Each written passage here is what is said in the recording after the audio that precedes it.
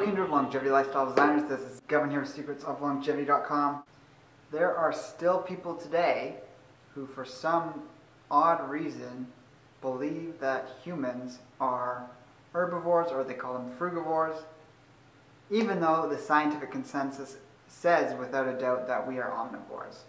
So the people who are anti that label, which is exclusively the vegan vegetarian camp in the world of nutrition, often come up with incredibly bad reasoning and bad logic to justify their choice in changing the label and promoting a change to the label and writing about it, putting information out online. In my opinion, after having looked at this for a long time, these people are despicable, small-minded fools because they cannot just accept the facts. I have personally no issues with anyone who chooses to be vegan, vegetarian, fruitarian, breatharian, because it's an experiment you're doing on your own to see if it works.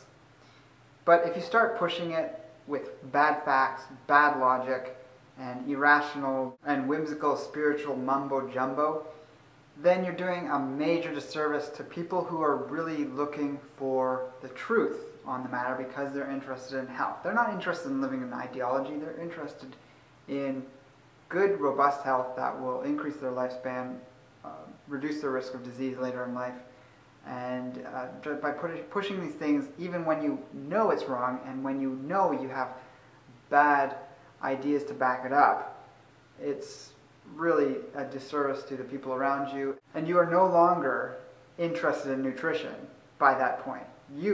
If you choose to keep pushing that without debunking these facts and thinking in your mind that you have it right, you're pushing religion, essentially. That's what it comes down to. This has nothing to do with science anymore. This is you pushing an idea, a belief system. So if you happen to watch this and still disagree with me, step up, make a video response, challenge me on this, and counter my points. Don't just write some dumbass comment because I've hurt your ego for simply touching that raw nerve about the fact that you don't have any substance to back up your stance. So take the higher road and start basing things on science. Start looking at the evidence that people present when they make a stance. Start thinking rationally and with logic as opposed to spiritual dogma. Nothing wrong with spirituality, but spirituality and science don't really mix. There is definitely a component of science that lends itself to spirituality, but when you start trying to make scientific conclusions from spiritual ideas, that's when you run into problems. That's when you run into dogma, which is the bane of knowledge, truth, and in this case, greater health. So as I talk in this video, there's 13 links in the drop-down menu below. I highly encourage you to check those if you want to see what it is I'm talking about in more depth and get the evidence for it. We're going to go through two things. We're first going to talk about the evidence that shows that humans' physiology as we have today indicates that we are omnivores.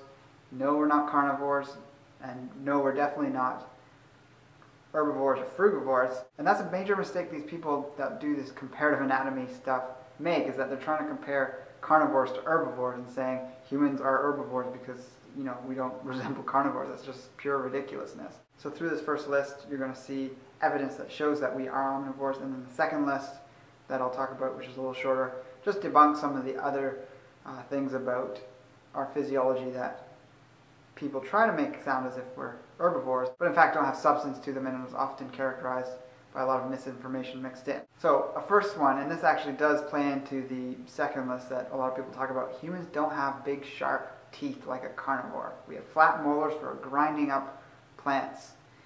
Well, if you check out the link down below, it's a video on YouTube here itself, so I'm actually going to stick the link here as well. And this one links to 18 minutes and 40 seconds into the video. This one links to 20 minutes and 20 seconds into the video. So this one here shows just the fact that our tooth enamel clearly indicates from isotope radiation analysis that our ancestors were eating meat in large quantities at this time. And then this one shows that our ancestors going back a long time ago were herbivores, or more or less the majority of their diet was plant foods. But at a certain point, our molars started to sharpen and get not as flat and got narrower, enabling us to chew up meat with greater ease. Anyone that's eaten meat will tell you that there's no issues eating meat with the methods we have, whether raw or cooked. So there are great experiments done there where they're using model casts of the teeth from our old ancestors, which had much flatter teeth for grinding plants, and then showing the teeth of the more modern human that had sharper ridges and a deeper central point, which clearly shows that we evolved eating a lot of meat. Then that's how our teeth are as we have them today. For the rest of the mouth, yes, we have teeth that can bite, chew, and do all these things. Yes, we don't have big fangs for catching prey because we had hands that evolved as tools that allowed us to manipulate our environment so that we could carry spears, we could carry sharpened stones, we could do the hunting, and the spear and the stone were our claws and our teeth. We used our teeth to chew and swallow our food, but it wasn't implements of killing. So if you don't have the evolutionary pressure to develop something, you're not going to develop it. So the argument that humans don't have claws or sharp teeth is complete bunk, because we had a massive brain from eating meat and cooked food that allowed us to have the intelligence in order to create the tools, which we then used to hunt. Another thing, comparing the anatomy of our really ancient ancestors to our more modern omnivorous ancestors that were actually humans, is the rib cages and how flared out they are. So in number 2 below you can see Australopithecus compared to Homo erectus. There's a big difference in width of the ribs. The first one, Australopithecus, looks a lot like our ape ancestors as they are today. They have that wide, sort of flared out look, which is because they have much more digestive tract length because they ate a much higher fiber diet. They were eating all day.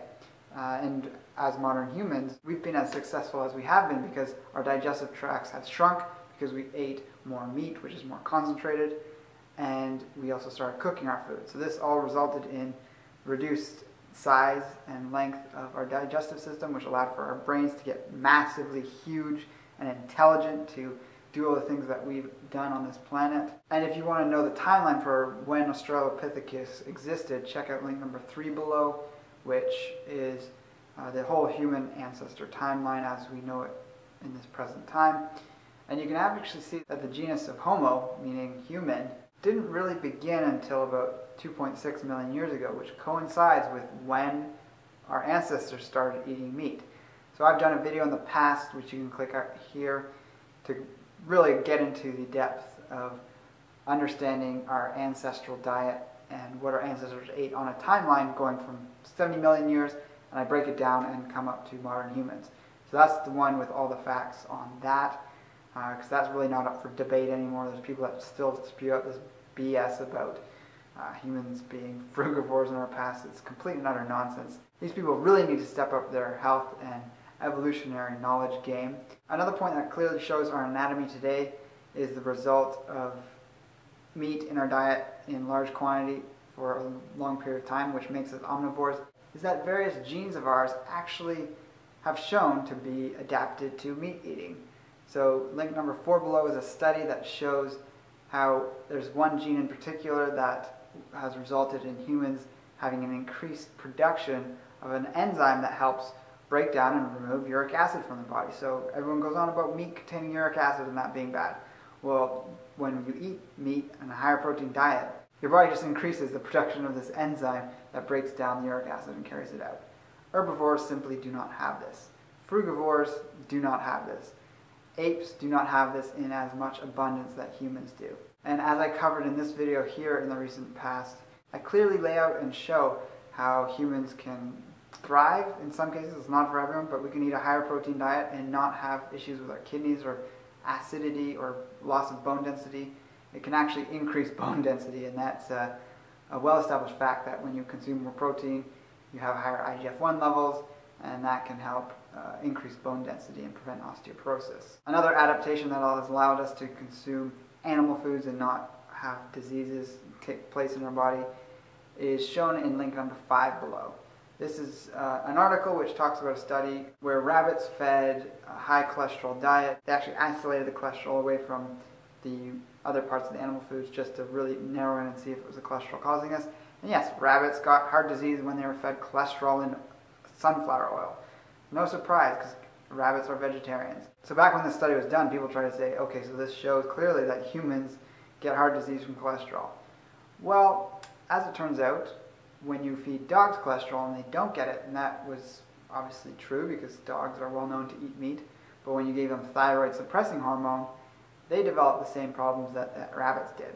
If you gave rabbits thyroid hormone that made the thyroid overactive, they could actually take the cholesterol out of the blood. So humans, if we have a good working thyroid, we have no problem with cholesterol in the diet. In fact, it's very important for a wide variety of things like hormone production, the building of cellular membranes in every cell in the body, building of the brain, transportation of essential nutrients.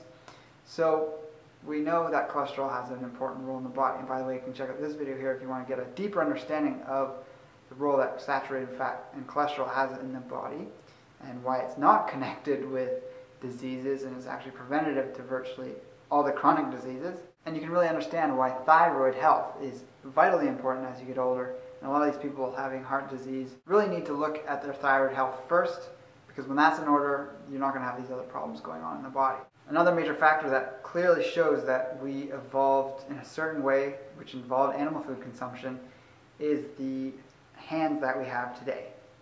Our hands are fairly different from the hands of other apes, which are more used for climbing through trees and things. We obviously got our opposable thumbs from climbing through trees, but the dexterity we have today has been attributed to the use of tools for things like hunting, for carving meat off the bones of animals, and so we have a much more dexterous and usable hand than many of our primate cousins. So check out this link here if you want to see a response video I did to Durian Rider in the past on the barehanded hunting challenge, which is a ridiculous and dumb thing that he put out, which was saying that if you truly believe that you need to eat meat, you should be out there hunting with no tools whatsoever.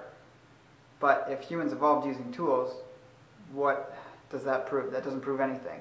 That's just trying to be a dick and telling people that something they're doing is wrong just because you think it is wrong. And unfortunately, those misguided people that don't have any knowledge whatsoever on human evolution and what we used to do in the past are going to go along with that and think he's right. The next major thing that clearly shows that we had animal foods in our past which influenced our current physiology is links number 7, 8, and 9.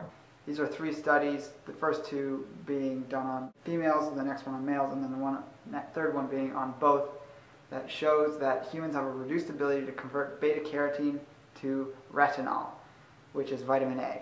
So a lot of people talk about vitamin A being plant foods, but it does not exist in any plant food anywhere. There's beta-carotene. And while this carotenoid is wonderful for its antioxidant benefits, it is not a vitamin. Our body has a limited ability to convert it. There are definitely some people who are fine converting it, but there's a lot of people who are very limited in it. In fact, the majority of people, over half in both men and women, are unable to convert enough beta-carotene to vitamin A to remain abundantly healthy for a lifetime. One thing you'll notice if you eat a lot of beta-carotene rich foods is your pigment will slightly change. It's devoid of how much sun you're getting, so in the middle of winter, if you're in Canada, such as myself, and you eat tons of sweet potatoes, pumpkins, squash, all these wonderful orange foods that we have today, or even tons of greens, you're going to get a lot of beta-carotene. You're going to notice you get a very good complexion from that because your beta-carotene is being stored in the skin.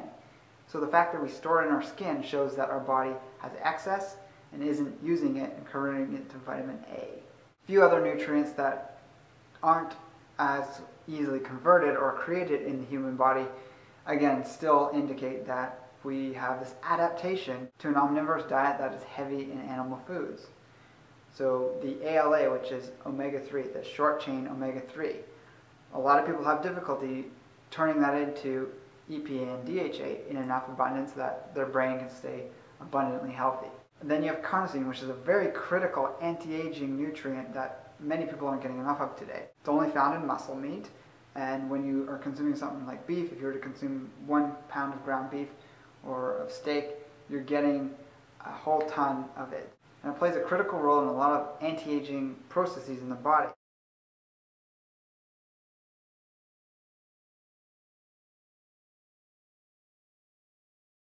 Our colon is actually unable to absorb B12. So even if you had, for some freak reason, a very large appendix, which some people seem to think they are able to have if they cleanse enough, you're still not going to be able to absorb it. If you happen by some miracle to be able to produce B12 there, you're not going to be absorbing it in the large intestine. There's nowhere for it to absorb into. Your B12 is absorbed in your small intestine, and you need an intrinsic factor produced in the stomach to mix with the B12 in your diet from animal foods, which is then absorbed in the small intestine. So if you're really having a hard time getting it and you want a dietary source of it, there actually is a vegan source, and you can find it in this video here. I'm not going to give you details, you just have to watch this one all the way through, and it clearly shows how gorillas get their B12, which doesn't involve eating animal foods. So yeah, definitely check that one out and let me know how it goes doing that as a vegan, and let me know what your B12 levels are like after you're doing that. And by the way, that was link number 11 below if you just want to go down there to click it. So that completes the list of things that clearly show that humans have evolved with animal foods in their diet, which has affected and shaped our physiology. Now to debunk and wipe away all these myths around physiology indicating we're herbivores or frugivores or something else equally as ridiculous. Let's start off with the one most cited, which is our digestive tract is long like an herbivore and not short like a carnivore. Well, again, here's the same old argument comparing herbivores to carnivores when humans are somewhere in between. Nowhere near as long as many of the herbivores out there, and it's nowhere near as short, obviously, as a carnivore. But we have a very different digestive system when we compare it to the other great apes in the wild today. So this is most apparent with our intestines, where our small intestines are about twice the length of our large intestine.